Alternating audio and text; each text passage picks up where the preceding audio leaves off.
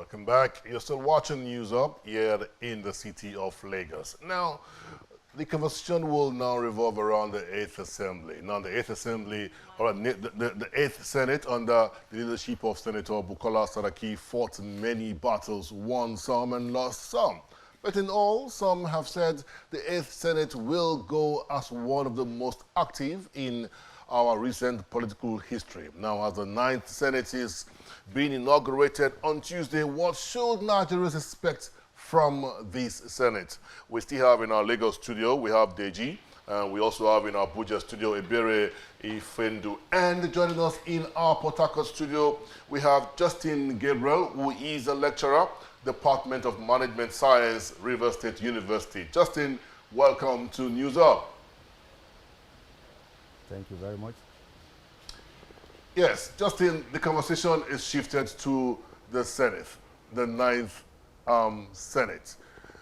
Quickly, so much has been happening. You have been following the news around the leadership tussle for the president of the Senate of the 9th Assembly. What do you make, how much sense do you make of all of these wranglings right now?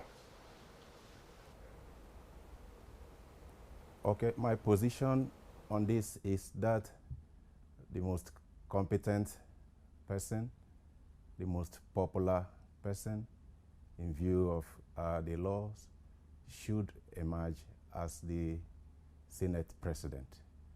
And it should be an orderly process that will not generate so much chaos like it did happen in the last Senate. All right.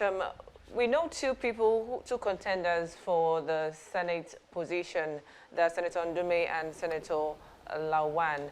But Senator Ndume, to the best of our knowledge, hasn't been invited to the negotiating table by Senator Lawan. Neither has he been invited by the president to Aso Rock for discussion.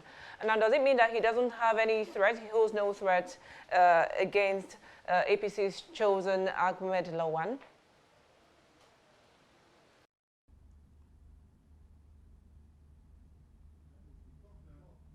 Hello, please can you take the question again? All right, the battle for the Senate leadership is between two people, two contenders, that's Ndume and Lawan. But we know that so far, Senator Ndume, to the best of our knowledge, hasn't been invited to the negotiating table by Senator Lawan. Neither has he been invited by the president to the Aso Rock Villa for some talks or from negotiations. Now, is it that, or do you think that Ndume doesn't hold any threat to the APC's chosen Lawan?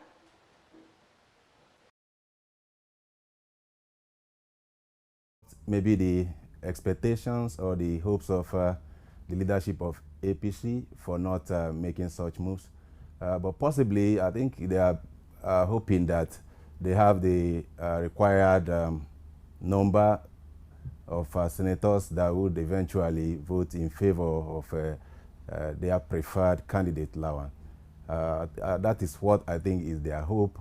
And again, it is also possible they do not want to interfere somewhat openly in the process. They want to allow the process to be freely exhausted, let the laws and the guidelines of the Senate prevail. I think that's what they want to occur. I'm sure they have trust that they have the reasonable number that would support Lawan. Thank you for your opening intervention. Let's come back home. Deji, I'd like to take this question to you again. Is it a done deal for the appointed candidate of the All Progressives Congress for the presidency of the 9th Assembly? Is it done deal? But to respond to the issue of having the required number, what the National Assembly will be testing tomorrow is not whether APC has the required number or not. Does APC have the required loyalty of their legislatures? Now, by the calculation, the APC have the required number, maybe. But then, from the way the anointed candidate emerge, can anybody, even the party chairman, confidently say if they go through the secret ballot, do APC have the required loyalty? Talking about being a done deal. It is not a done deal as long as there is no consensus candidate and there are two candidates from the same party. They have given PDP strength, oxygen, and life to determine a whole lot, because whether you like it or not, Ndume has his own core loyalists, regardless of what the party says. Even in the opposition. Exactly. And even within the APC itself, things have gone beyond. The party will say, go and vote for this person, and everybody will go and vote. Some people, their interest as a legislator is best protected if Ndume is the Senate president. So will you not tell such a person to leave his or her own interest and go and vote for Lawan? And anybody that his or her interest is best protected with Lawan as the Senate president, will you tell that person to go and vote for Ndume? So it's not a done deal at all. It would have been better if the APC has a consensus candidate. But then it is still not too late if they can dialogue with Lawan. Like they say in politics, every human being has a price. Not in terms of financial price, but every human being has a price. So if they can dialogue, if they really want the coast to be clear, because when you present a candidate, you are supporting the candidate, but at the same time, if you present that particular candidate through a faulty process, then you are also harming the candidate. The APC has presented Lawan as the anointed candidate. They have favored Lawan. Lawan will be happy. But at the same time, because the process is faulty, they are also harming Lawan now with the contest of Ndume. And 24 hours is a very long time in politics. What if tomorrow the senators so decide to now vote for Lawan, maybe just to send a signal to the APC that, hey, next time, carry us along, don't bring this autocratic nature to us, we won't accept it. So at the end of the day, they might concur with the party, they might also revolt against the decision of the party. So it's not a done deal, but whichever way it goes, the most important thing is the presidency is from a particular party, and the Senate president automatically will be coming from that same party, and the Speaker of the House of Representatives. So whoever occupies that position shouldn't matter. What matters is they are from the same party. So the president should have that kind of large heart. But in terms of whether it is a done deal or not, it is far from being a done deal, because at the end of the day, you might see, and I see a situation whereby there might be a surprise, either in the Senate or in the House of Rep, most likely in the House of Representatives, against the interest of the party tomorrow. So it's far from being a done deal. The anointed candidate will feel special for being anointed, but then again, because the process is faulty, the party that anointed them is also jeopardizing their interest by presenting them through a faulty process, by imposing them rather than getting the permutations and arithmetic right and presenting them through a normal process whereby people will just be happy. Some people do contest knowing that they won't win, but they just want to contest to feel happy. You sound like history is repeating itself again. Exactly. Is it everybody that contested to be president would eventually emerge? Some people, most especially in all these, minor political parties, are just contesting for personal fulfillment, former presidential candidate. Okay. So when you now limit people from just expressing their interest, their inalienable right, of course, it's far from being a done deal tomorrow. All right, let's talk to Ebere.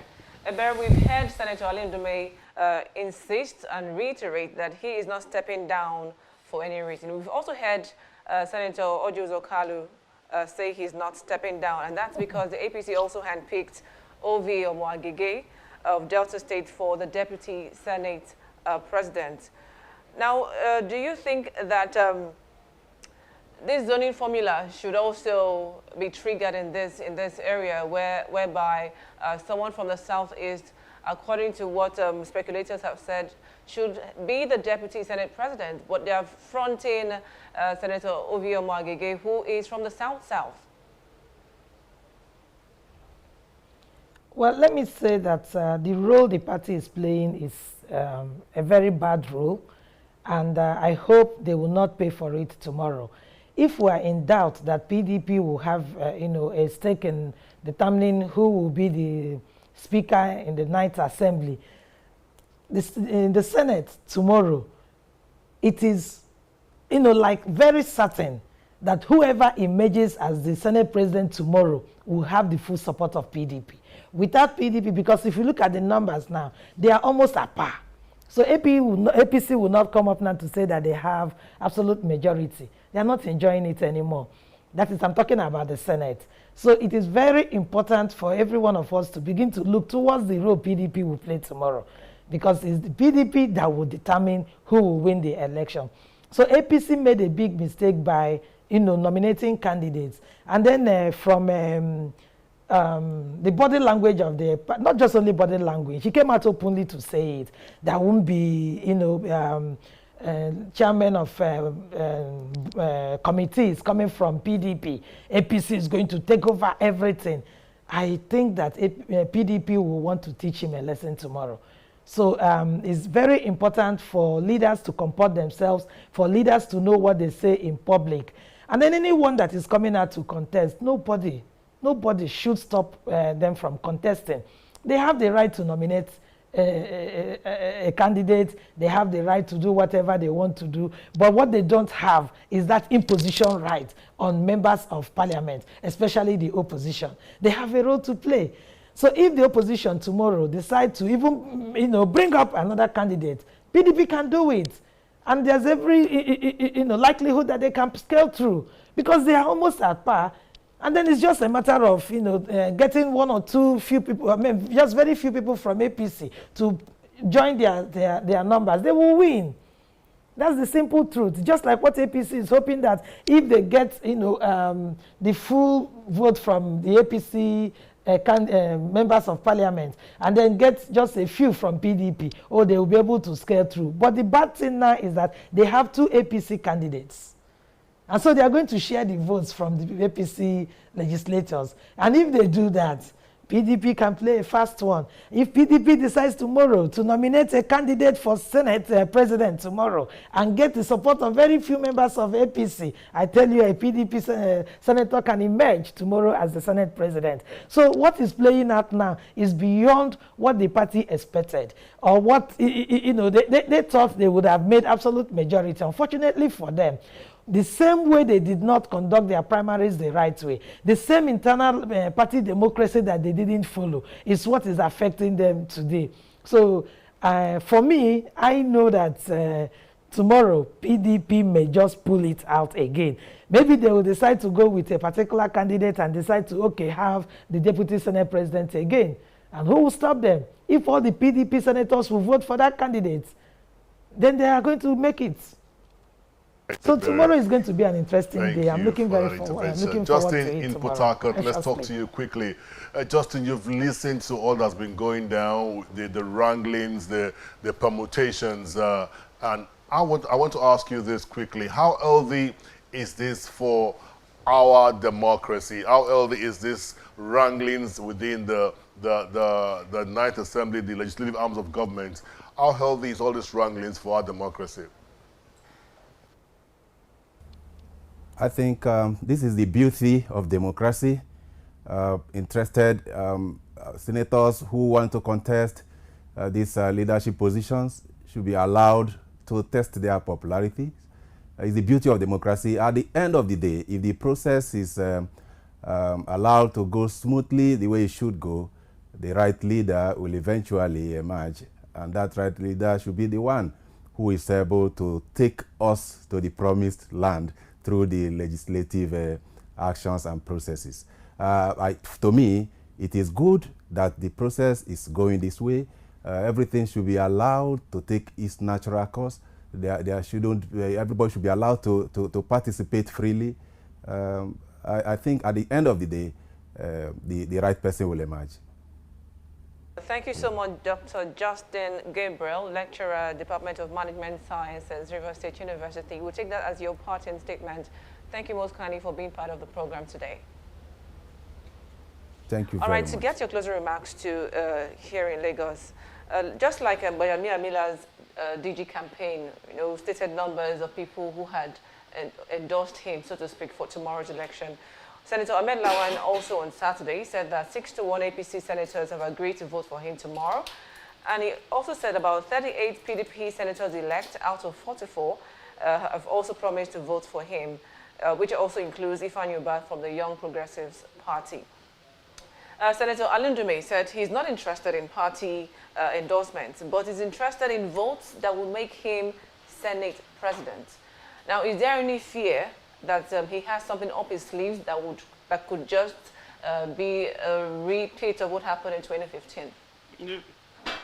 Yes, because if you, Ndume might have one or two way of springing up surprises tomorrow, because based on the way APC government, if you look at the antecedent of the APC government, if the position is not so sure for him, that he is so convinced that he is going to win, if he tries to assess the consequence that might emerge from him going against the position of the party, I don't think he would further to this level, because he knows that at the end of the day, the party may come after him. So he might have this sure permutation in his hands that will guarantee him that victory tomorrow. So also for Bago in the House of Representatives, for them to come this far, based on the APC kind of politics, whereby you are with us, you are a saint. You go against our interests, you are the devil, you must be hounded. So they definitely, Ndume must have something up his sleeve. Then, to support the position of my big sister in the other studio, we need to encourage women participation in politics. The brain is not, it has not been scientifically proven that the brain of a man is more smarter than that of a woman. So that gender balancing is absolutely necessary, because we should stop this traditional approach, especially in some part of the country, that a woman must not lead, doesn't have the kind of ability or capacity to lead. No, we need to give them that opportunity, if not equal, but closer to equal opportunity for them to utilize their potentials as other countries are doing. All right, thank you so much, Omoshola Deji, political analyst. I saw Mrs. Ebere Ifendu nod her head when you talked about women in politics and supporting women. But thank you so much also, Ebere Ifendu, a leader, Women in Politics Forum. Thank you for your time with us on the program. Thank you. All right, we'll take a break, and when we come back, we'll talk some sports. Please stay with us.